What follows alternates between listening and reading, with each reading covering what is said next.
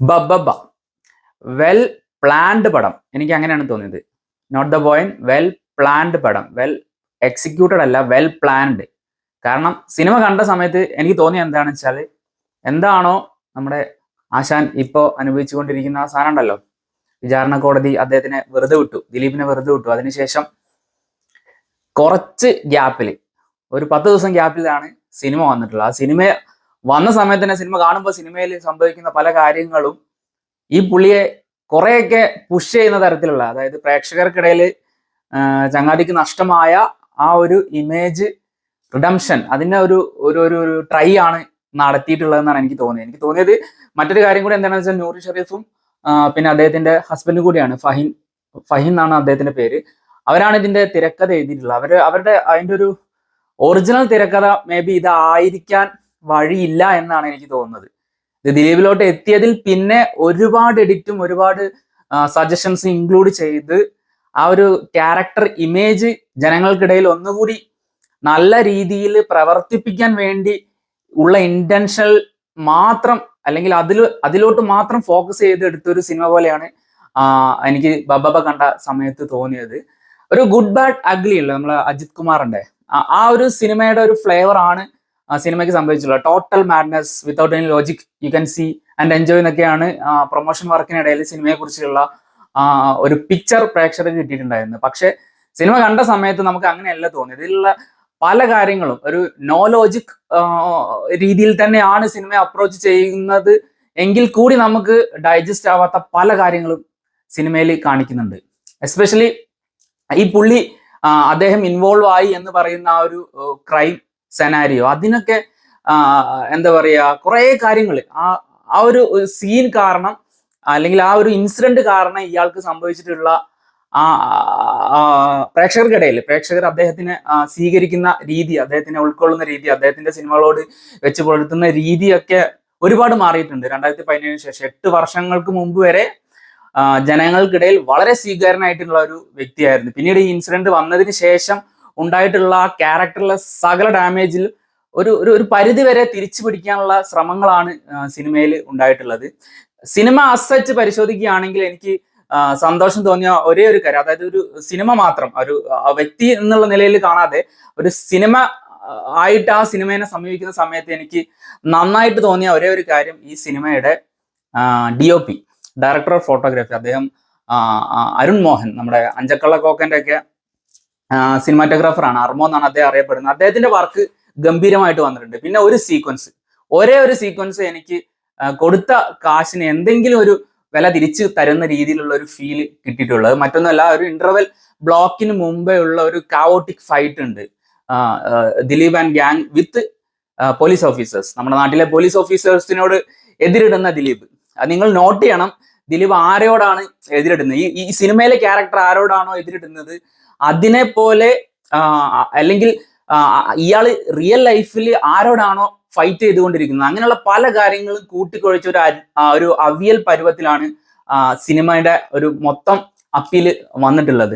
അതിൽ തന്നെ എനിക്ക് ഏറ്റവും ടോക്സിക് ആയിട്ട് തോന്നി, അല്ലെങ്കിൽ വളരെ ഇന്റൻഷനലി അവർ പ്ലേസ് ചെയ്ത ഒരു സംഗതി ഉണ്ട്. ഒരു കിഡ്നാപ്പിംഗ് സീൻ വളരെ ഫോഴ്സ്ഫുള്ളി പ്ലേസ് ചെയ്തിട്ടുണ്ട്. ആ കിഡ്നാപ്പിംഗ് സീൻ കൊണ്ട് അവർ തമാശയാണോ ഉദ്ദേശിച്ചത്, അല്ലെങ്കിൽ ഈ ഇൻസിഡന്റ് ഉണ്ടല്ലോ, യഥാർത്ഥ ജീവിതത്തിൽ ഉള്ള ആ ഇൻസിഡന്റിനെ കോട്ട് ചെയ്തിട്ട് അത് അങ്ങനെയല്ല ഇങ്ങനെയാണെന്നൊക്കെ ഒരു തമാശ അല്ലെങ്കിൽ ഒരു സർക്കാസ്റ്റിക് രൂപത്തിൽ പറയാനാണോ ശ്രമിച്ചത് എന്ന് എനിക്ക് മനസ്സിലായില്ല. പക്ഷെ എനിക്കത് വളരെ മിസ്ഫിറ്റ് ആയിട്ടുള്ള ഒരു സംഗതി ആയിട്ടാണ് എനിക്ക് തോന്നിയിട്ടുള്ളത്. അത് സിനിമ ഇനി OTT-യിലൊക്കെ വരുന്ന സമയത്ത് കൂടുതൽ ചർച്ചയാവുന്ന ഒരു സംഗതിയിലോട്ട് പോകാൻ വളരെയധികം സാധ്യതയുള്ള ഒരു സീൻ തന്നെയാണ്. അതുപോലെ തന്നെ പല സാഹചര്യങ്ങളിലും ഈ ഫോർത്ത് വാൾ ബ്രേക്കിംഗ് എന്ന് പറഞ്ഞ ഒരു കോൺസെപ്റ്റ് ഉണ്ടല്ലോ, പ്രേക്ഷകരോട് സംവദിക്കുന്ന രീതി. സിനിമയ്ക്കുള്ളിലെ ആ ക്യാരക്ടർ പ്രേക്ഷകരോട് പറയുകയാണ് ഇന്നതല്ല ഇന്നതാണ്.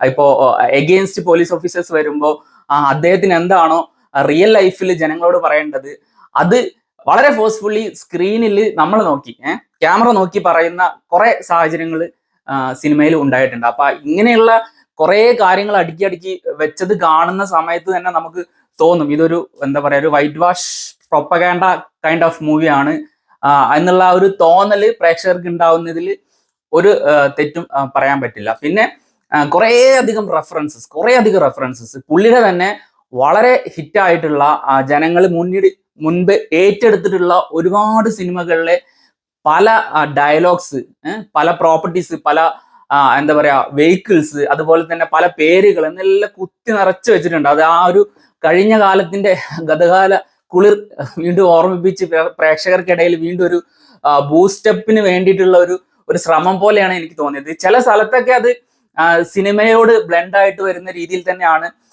റെഫറൻസ് വർക്കായിട്ടുള്ളതെന്നാണ് എനിക്ക് തോന്നിയത്. പിന്നെ നമ്മുടെ ലാലേട്ടന്റെ ക്യാമിയോ, എനിക്ക് തോന്നിയത് ലാലേട്ടൻ വളരെ എന്താ പറയാ വേറെ നിവൃത്തിയില്ലാതെ അഭിനയിച്ച ഒരു ക്യാമിയോ ആണെന്നാണ് എനിക്ക് തോന്നിയത്. മറ്റൊന്നും കൊണ്ടല്ല, കാരണം ഈ സിനിമ പ്രൊഡ്യൂസ് ചെയ്തിരിക്കുന്നത് ഗോകുലം ഗോപാലനാണ്.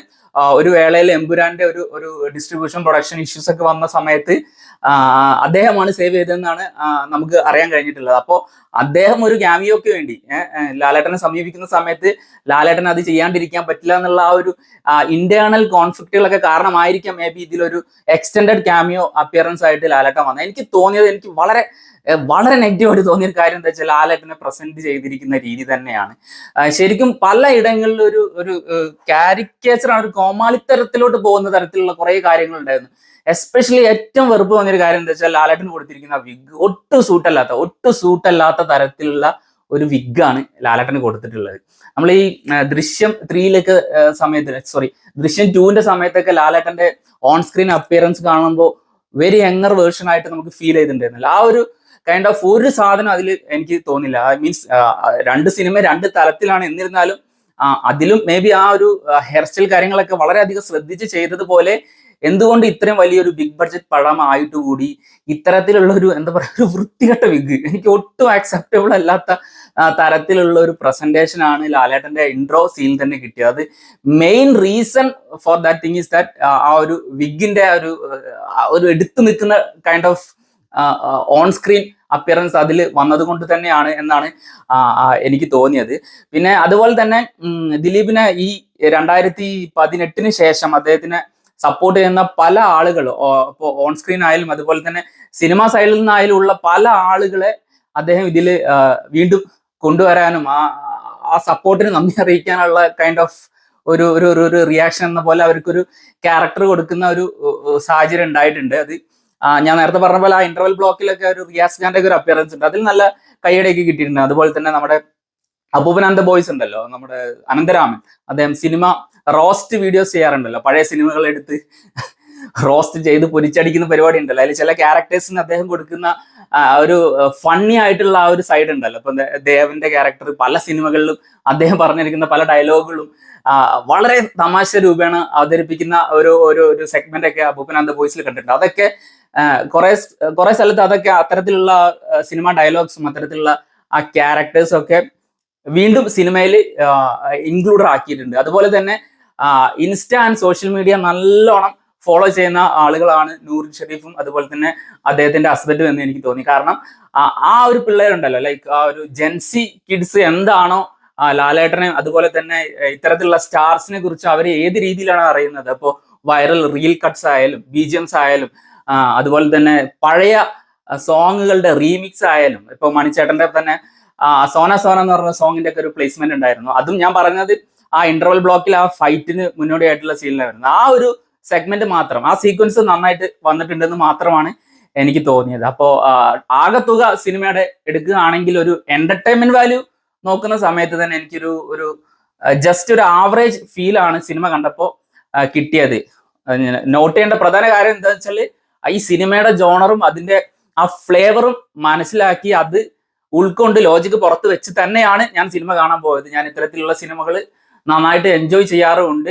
എനിക്ക് ഒരു ഓവർ ദ ടോപ്പ് ആയിട്ടുള്ള ഒരു പ്രകടനങ്ങൾ, അതിന്റെ അത്തരത്തിലുള്ള സീക്വൻസുകളൊക്കെ സിനിമയിൽ വരുന്നതും ഇഷ്ടമാണ്. എന്നിരുന്നിട്ട് കൂടി എനിക്ക് ഈ സിനിമ അത്ര കണ്ട് വർക്കായിട്ടില്ല. ഇതൊരു എന്താ പറയാ, ഞാൻ നേരത്തെ ആദ്യം പറഞ്ഞ പോലെ തന്നെ അദ്ദേഹത്തിന്റെ പല ജീവിത സാഹചര്യങ്ങളെയും അതിന്റെ മറു സൈഡ് പ്രേക്ഷകർക്ക് പറഞ്ഞ് മനസ്സിലാക്കി കൊടുക്കാൻ, അല്ലെങ്കിൽ വേറൊരു രീതിയിൽ അദ്ദേഹത്തിന്റെ ജീവിതത്തിൽ ഉണ്ടായ സംഗതികൾ പലയിടങ്ങളിലും അദ്ദേഹത്തിന്റെ വേർഷൻ, അതായത് ദിലീപ് എന്ന ആക്ടറിന്റെ വേർഷൻ കൂടി പറയാൻ വേണ്ടി ഉപയോഗിച്ച വെൽ പ്ലാൻഡ് പടമായിട്ടാണ് എനിക്ക് ബബബ തോന്നിയത്.